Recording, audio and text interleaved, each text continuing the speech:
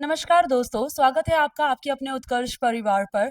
आज हम इस सेशन में डिस्कस करने जा रहे हैं कि यदि आप बिगिनर्स हैं, तो 1 साल में क्या रोड मैप होना चाहिए एसएससी क्लियर करने का, कैसी प्रिपरेशन होनी चाहिए और क्या वाक़ई 1 साल में तैयारी की जा सकती है अगर आप एक एवरेज स्टूडेंट हैं तो? तो जवाब है हाँ।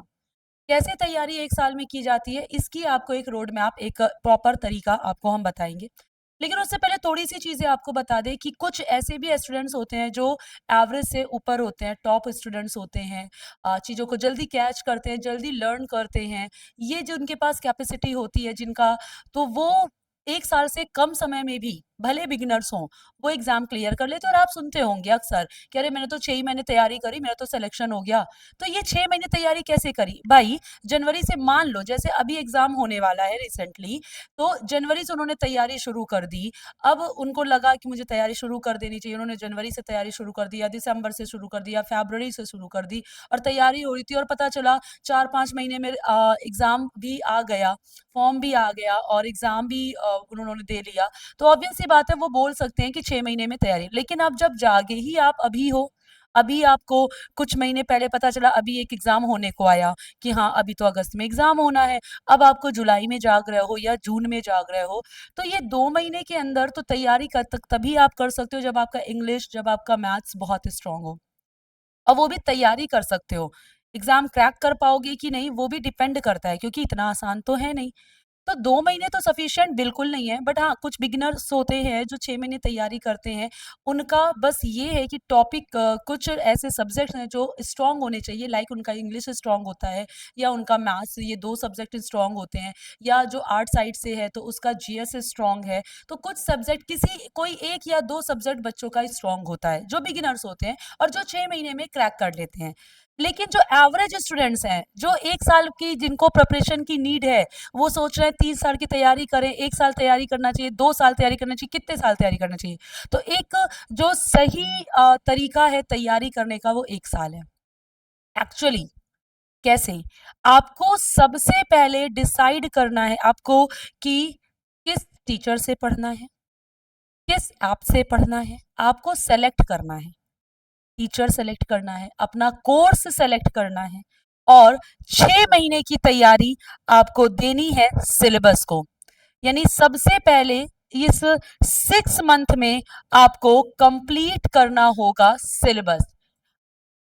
1 साल के अंदर की बात बता रहे हैं कि जब आप जागे, आपको लगा कि अगले साल के एग्जाम्स को आप टारगेट कर रहे हो, तो आपने 6 महीने में सिलेबस कंप्लीट किया और सिलेबस कंप्लीट करने के लिए आपको डिसाइड करना होगा कि कौन सी बुक से पढ़ना है, कौन से टीचर से पढ़ना है, कौन से ऐप से पढ़ना है। ये 3 चीज़ें, ऐसा नहीं कि हम भटक रहे हैं, आज इनसे पढ़ लिया, कल उनसे पढ़ लिया, कल उनसे पढ़ लिया, नहीं। आपको एक जगह डिसाइड करनी पड़ेगी। सब्जेक्ट के लिए एक टीचर डिसाइड करना पड़ेगा। किसी एक सब्जेक्ट का कोई एक टीचर आपको डिसाइड करना पड़ेगा कि हमें इन टीचर से ये सब्जेक्ट पढ़ना है, इन टीचर से ये सब्जेक्ट पढ़ना है और उसके आधार पर आपको वो बैचेस लेने होंगे। क्योंकि 6 महीना सिलेबस आपको कवर करने में लगेगा ही लगेगा, एक अच्छे तरीके से, पूरी तरीके से। 6 महीना सफिशिएंट है। फिर इस 6 महीने में जब आपका 40 टू 50% सिलेबस कवर हो जाए और वो आपको खुद समझ में आएगा, क्योंकि सबसे पहले तो आप सिलेबस देखोगे ना। एग्जाम तैयारी किसी भी एग्जाम्स की करने से पहले तो ऐसा तो है नहीं कि बस हमने सुन लिया यूपीएससी देना है और हमने मन बना लिया। हम उसका सिलेबस भी देखेंगे ना कि आखिर है क्या, क्या मेरे लेवल का है कि नहीं, पूछ क्या रहा है, क्या क्या आता है इसके अंदर, कुछ नया है, आखिर है क्या। तो वो सिलेबस तो आप देखोगे ही। सिलेबस देखोगे फिर आप 6 महीने में, क्योंकि सिलेबस पता होना, किसी भी रणभूमि में, युद्ध भूमि में उतरते हो, तो आप एक पूरी तैयारी के साथ उतरते हो। ये नहीं कि बस उतर गए देखा जाएगा क्या होगा, ऐसे तो उतरते नहीं हो, है ना? तो सिलेबस तो आपको पहले तैयार करना ही होगा कि आपको एक मेंटली प्रिपेयर होना पड़ेगा कि हमें क्या-क्या सब्जेक्ट पढ़ना है, कि इंग्लिश आती है और मुझे इंग्लिश के लिए भी तैयार होना है। मुझे मैथ्स के, अगर मेरा प्रॉब्लम है तो मुझे मैथ्स के लिए भी सजग रहना है और मुझे अच्छे से पढ़ना है। ये सब्जेक्ट आते हैं, इतने-इतने मार्क्स के आते हैं, ये हमें डिसाइड करना होगा कि हाँ, अब मेरा एक तैयार है कि ये सब्जेक्ट पूछे जाते हैं, इतने क्वेश्चन होते हैं, इतने नंबर के होते हैं। फिर जब आप कोई बैच लेते हो तो 6 महीने में आपने अपना सिलेबस कंप्लीट करना है, जिसमें 40 टू 50% जब आप सिलेबस कंप्लीट करते हो, तब आप स्टार्ट करते हो मॉक टेस्ट देना। शुरू में भी आप मॉक टेस्ट दे सकते हो, 1-2 टेस्ट, सिर्फ 1 या 2 टेस्ट, ये जानने के लिए कि लेवल क्या है, पेपर कैसा बनता है। क्योंकि अगर आप बिगिनर है बेटा, अभी आपको कुछ पता ही नहीं, तो आप पेपर दोगे तो आपको कुछ समझ ही नहीं आएगा कि ये पूछ क्या रहा है, इसकी ट्रिक्स क्या होती है, इसको कैसे अटेम्प्ट करते हैं, इसको कैसे याद करते हैं, इसका शॉर्ट ट्रिक क्या है, जीएस में कैसे आंसर लगा दे, इंग्लिश में क्या शॉर्ट ट्रिक्स है, मैथ्स और रीजनिंग में, और रीजनिंग तो एकदम ही नया हो जाता है।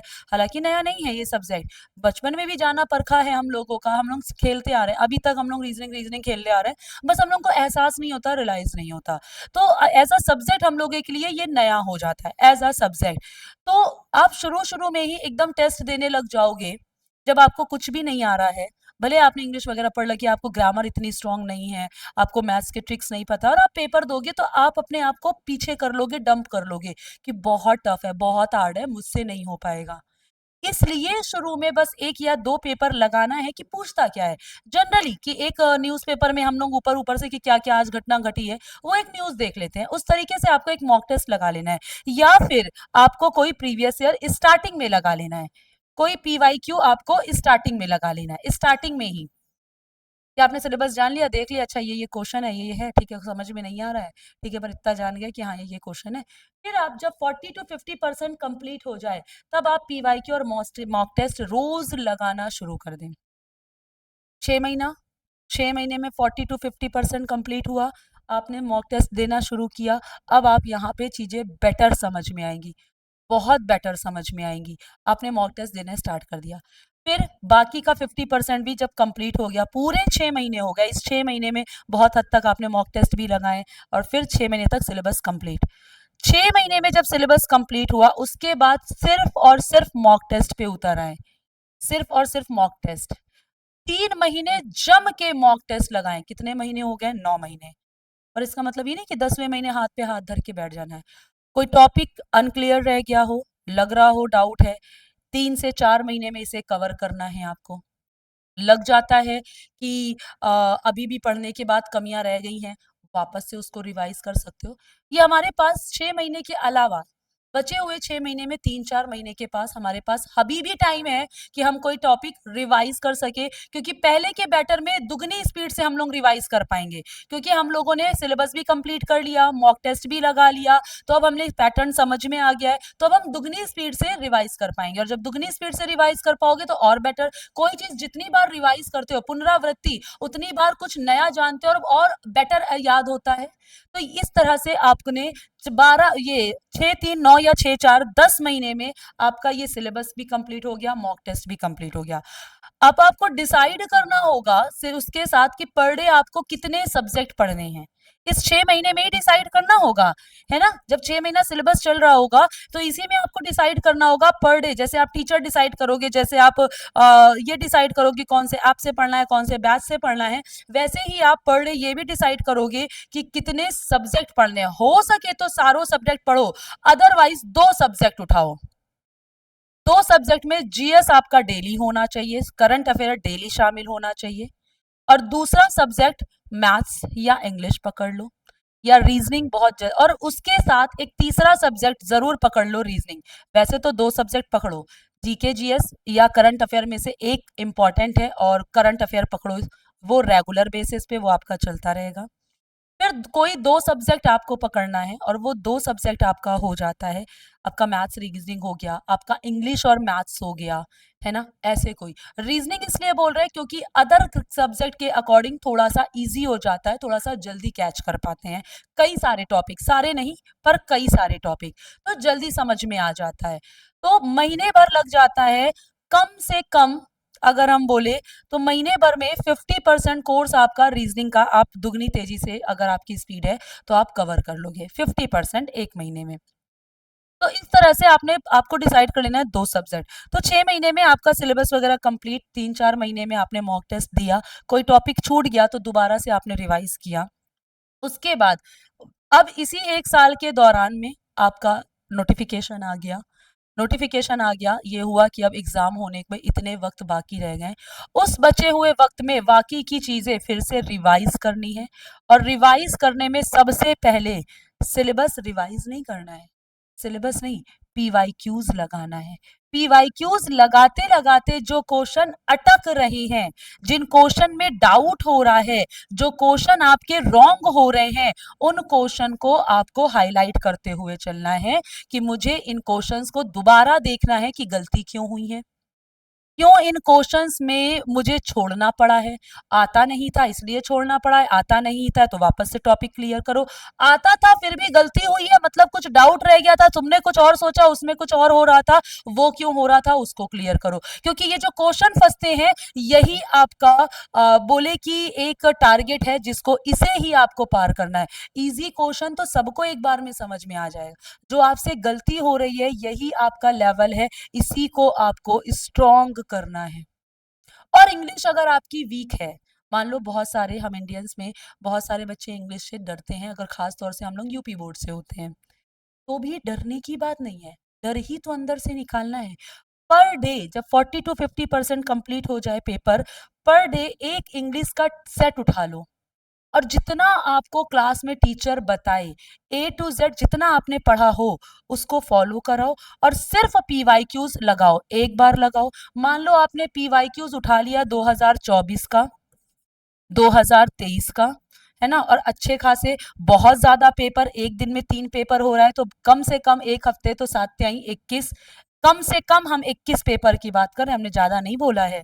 तो मान लो 2024 में 21 पेपर, 2023 के 21 पेपर, 2022 के 21 पेपर, 2022 के पेपर लगा डालो, 22 23 24 के क्वेश्चन इंग्लिश के रिपीट हो जाते हैं, मैथ्स के रिपीट हो जाते हैं, इवन रीजनिंग और जीएस भी रिपीट हो जाते हैं, इसलिए क्वेश्चन रिपीट हो जाते हैं कभी कदार, क्या पता फंस जाए, और होते हैं, एक क्वेश्चन तो जरूर रिपीट होता है, और एक एक क्वेश्चन की तो मारा मारी है, सोचोगे अरे एक क्वेश्चन, अरे रिपीट से ही तो पता चलेगा, वो ऑप्शन जानोगे, वो चीजें जानोगे, रिपीट से ही तो प्रैक्टिस होगी, है ना।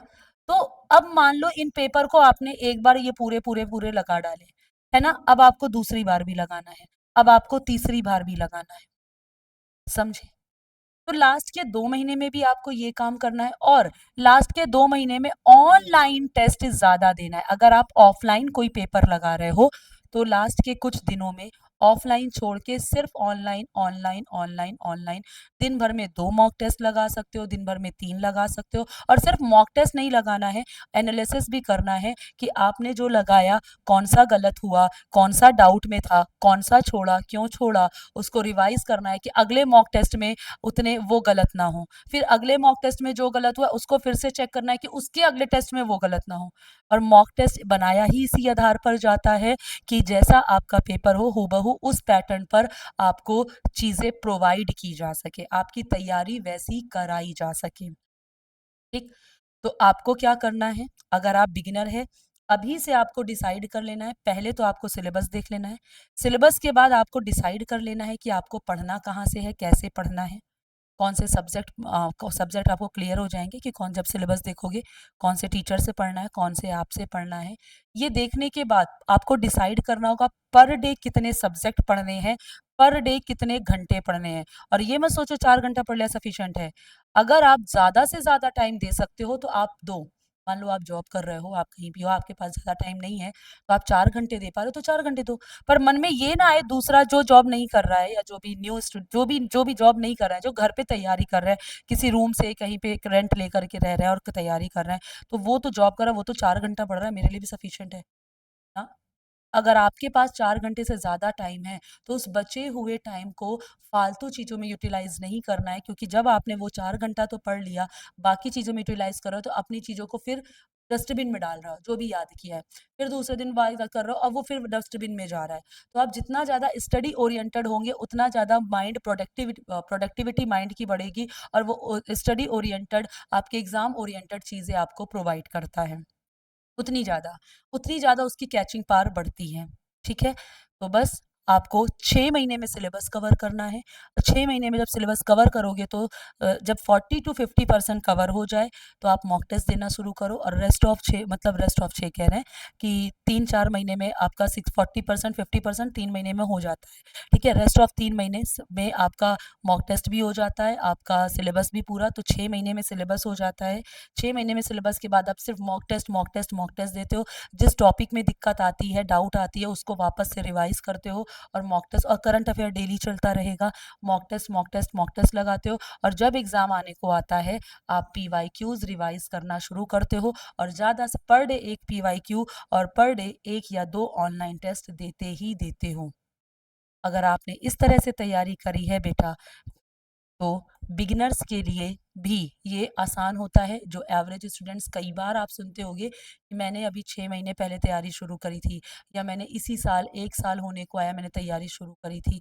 जब आप एक सही टाइम पर तैयारी शुरू करते हो तो जैसे ही एग्ज़ाम आता है आप उसे क्रैक करने के लिए ऑलरेडी प्रिपेयर रहते हो, और शुरू में एनर्जी हाई होती है, तो उस हाई एनर्जी को यूटिलाइज़ करना है, बेकार नहीं जाने देना है। अब जब आप डिसाइड करोगे तो आपको डिसाइड तो करना ही होगा कि किससे पढ़ना है, कैसे पढ़ना है, किस तरीके से पढ़ना है ना? तो आपको कुछ चीज़ें हम इन्फॉर्म कर दें कि जैसे ये तो एक मास्टर पास है। मास्टर पास यानी कुछ बच्चे एसएससी और रेलवे दोनों ही फॉर्म अप्लाई कर रहे होते हैं। तो अगर आप एसएससी के भी फॉर्म अप्लाई कर रहे हो, रेलवे के भी फॉर्म अप्लाई कर रहे हो, दिल्ली पुलिस के भी फॉर्म, कुछ बच्चे होते हैं कई सारे फॉर्म्स भरते हैं। वो एसएससी में भी फॉर्म भर रहे हैं, दिल्ली पुलिस में भी, लेकिन वो भाग रहे हैं कि मैं एसएससी की तैयारी करूँ, दिल्ली की करूँ कि दिल्ली पुलिस की करूँ, कि अब मैं रेलवे की तैयारी करूँ, नोटिफिकेशन इसका भी आ गया, इसका भी आ गया, इसका भी आ गया, आखिर करूँ क्या? तो लगभग लगभग सिलेबस सबका सेम होता है, बस लेवल अंतर होता है, और लेवल थोड़ा ज़्यादा अंतर होता है। यहाँ रेलवे के में और यहाँ जब आओगे एसएससी में अच्छा खासा अंतर देखने को मिलता है, लेकिन सिलेबस तो वही है। परसेंटेज यहाँ भी पढ़ना है, परसेंटेज यहाँ भी पढ़ना है ना? परसेंटेज यहाँ भी पढ़ना है। बेसिक तो वही है, कॉन्सेप्ट तो वही है, ग्रामर का रूल तो बदलेगा नहीं। एसएससी में जो ग्रामर पढ़ रहा हो दिल्ली पुलिस में चेंज तो हो नहीं जाएगा, है ना? तो कुल मिलाकर के यहाँ पर आप एसएससी सीजीएल में जो पढ़ रहे हो इंग्लिश, अगर आप एसएससी सीजीएल में जो इंग्लिश पढ़ रहे हो, सीपीयू में बदल तो नहीं जाएगा ग्रामर। आप जो यहाँ मैथ्स पढ़ रहे हो वो यहाँ मैथ्स बदल तो नहीं जाएगी। आपको जो यहाँ पे रीजनिंग पढ़ाई जा रही है वो रीजनिंग यहाँ बदल तो नहीं जाएगी। तो कुल मिला के सिलेबस वही होता है। एक सब्जेक्ट किसी में आता है, किसी में एक सब्जेक्ट नहीं आ रहा होता है, जैसे इंग्लिश सब में नहीं आ रहा होता है ना? तो ये जब आप पर्टिकुलर एग्जाम देखते हो तो उसकी सिलेबस जानते हो तभी तैयारी शुरू करते हो। और ये सारी चीजें की तैयारी अगर कई सारे एग्जाम्स को टारगेट कर रहे हो तो ये मास्टर पास बेनिफिशियल है आप सबके लिए। इस मास्टर पास में हमारे पास 6 महीने की वैलिडिटी, 12 महीने की वैलिडिटी और 24 महीने की वैलिडिटी वाला पास है। बस हाँ, ये बात है कि 6 महीने में एज अ बिगिनर ये सारे एग्जाम्स की तैयारी एक साथ तैयारी करके मॉक टेस्ट तो नहीं दे पाओगे एक साथ, है ना? तो 6 महीने से बेटर होता है 12 मंथ। 6 महीने से बेटर होता है। बाकी कई सारे ऐसे भी एस्पिरेंट्स हैं जो 24 मंथ्स, क्योंकि उन्हें ज़्यादा वैलिडिटी की, ज़्यादा दिन तक अगर बीच में कुछ रिवाइज़ करना पड़ गया, भाई 6 महीने बाद कुछ रिवाइज़ करना पड़ रहा है तो कहाँ से रिवाइज़ करेंगे? तो 1 ईयर का या 12 मंथ्स का या फिर 24 मंथ्स का, कि अगर बीच में कुछ वापस से रिवाइज़ करना पड़ रहा है या वापस से वही मॉक टेस्ट देने हैं, तो एटलीस्ट उनके पास अवेलेबल होती हैं चीज़ें, ठीक है? जिनके अलग-अलग प्राइजेस आपके सामने मेंशन है। तो ऐसे क्या होता है ना, बहुत सारे एग्ज़ाम्स तो हैं आपके सामने, लेकिन हर एक के लिए अलग-अलग आपको पे नहीं करना पड़ रहा है। एक मास्टर पास में एक बार में आपने पेमेंट करी, कई सारे एग्ज़ाम्स की तैयारी एक साथ हो गई। क्योंकि इसके अंदर आपको बताया भी जाता है किस एग्ज़ाम में कैसा क्वेश्चन आता है। उसके अलावा अगर टारगेट कर रहे हो किसी बैच को कि नहीं, मेरा सीजीएल ही टारगेट है, सीपीयू ही टारगेट है, तो टारगेटेड बैचेस एसएससी सीजीएल 2025 का 50 डेज टारगेट बैच है, सीपीओ का 60 डेज टारगेट बैच है, सीएचएसएल का 60 डेज टारगेट बैच और एसएससी एमटीएस का 70 डेज टारगेट बैच। इवन साथ ही में फेज 13 के लिए एमसीक्यू बैच भी। इनका प्राइजेस अलग अलग है, स्टैंडर्ड प्राइस अलग है और प्राइम प्राइस अलग है। स्टैंडर्ड और प्राइम में यहाँ पर अंतर होता है। कुछ फैसिलिटीज हैं जो आपको स्टैंडर्ड में नहीं मिलती, प्राइम में मिलती हैं। ये जब आप बैचेस उत्कर्ष ऐप पर जा करके जब आप एक बार स्किल इसकी सारी चीज़ें चेक करोगे तो आपको पता चलेगा कि स्टैंडर्ड में आपको क्या मिल रहा है और प्राइम में क्या कुछ एक्स्ट्रा मिल रहा है, और वैलिडिटी भी एक्स्ट्रा हो जाती है थोड़ी, है ना? तो यहाँ पर आपको कुछ आइडिया हो जाता है कि स्टैंडर्ड में क्या चीज़ें हैं और प्राइम बैचेस में क्या फैसिलिटीज़ हैं। ये बैचेस हमारे किसी एक बैच को टारगेट अगर आप कर रहे हो तो वो 50 डेज 60 डेज का टारगेट बैच। इसके अलावा अगर आप सीजीएल फाउंडेशन बैच लेना चाहते हैं तो ये गौरव 5.0 बैच जो भी अभी नया स्टार्ट हुआ है, ठीक है, ये भी जो बैचेस हैं बहुत जल्द ही अभी स्टार्ट हुए हैं, बहुत ज़्यादा समय अभी नहीं बीता है, महीना भर हुए हैं। और साथ ही में ये भी अभी ही स्टार्ट हुआ है, बहुत ज़्यादा इसे भी दिन नहीं निकले हैं। तो यहाँ अभी भी आप अपने आप को एनरोल कर सकते हो। लाइव फ्रॉम स्टूडियो है, स्टैंडर्ड और प्राइम अलग-अलग रेट है, और यहाँ आपको एक हम आइडिया दे सकते हैं कि स्टैंडर्ड और प्राइम में अंतर क्या है। जैसे स्टैंडर्ड में यही 3 फीचर्स आपको मिल रहे हैं और प्राइम में ये हम गौरव 5.0 की बात कर रहे हैं। जब आप टारगेटेड बैचेस देखते हो तो वहाँ पे भी इसी तरह से होगा, पर आपको एक बार उसे देखना ज़रूर है कि स्टैंडर्ड में क्या मिल रहा है और प्राइम में क्या मिल रहा है, ठीक है? प्राइम में क्या हो जाता है बेटा कि आपको ये सारे ही फीचर्स अवेलेबल हो जाते हैं। Access to previous batch, 14 books का सेट, ये सारी चीज़ें आपको यहाँ अवेलेबल हो जाती हैं। साथ ही में सीजीएल, सीपीओ और सीएचएसएल का भी फाउंडेशन बैच है, और ये foundation batch live from Jaipur classroom से है, जो कि स्टार्टेड है, और इसका भी स्टैंडर्ड और प्राइम प्राइस अलग-अलग है।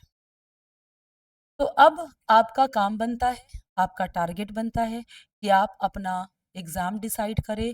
आपने जब इस डिसाइड कर लिया कि सीजीएल देना है, सीपीओ देना है या सीएचएसएल देना है, उसका आपने सिलेबस डिसाइड कर लिया।